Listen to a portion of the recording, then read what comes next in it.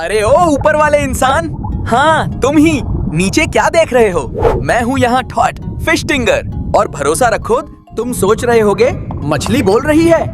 हाँ बोल रही हूँ, क्योंकि जो मैं जानती हूँ वो तुम्हें पता चल गया तो तुम भी बोल उठोगे। सरकार लाई है प्रधानमंत्री मत्स्य संपदा योजना, मतलब फाइस, मछली पालन, biofloc, hatchery, cold storage, marketing.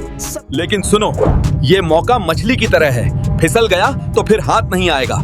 जो आज कूद पड़ा वही आगे निकलेगा।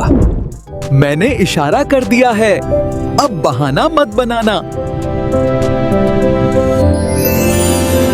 पानी में सिर्फ मछलियां नहीं, आजकल सरकार के साथ मौके भी तैरते हैं। पकड़ोगे या देखते रहोगे? अरे दोस्तों, मैं FishTinger।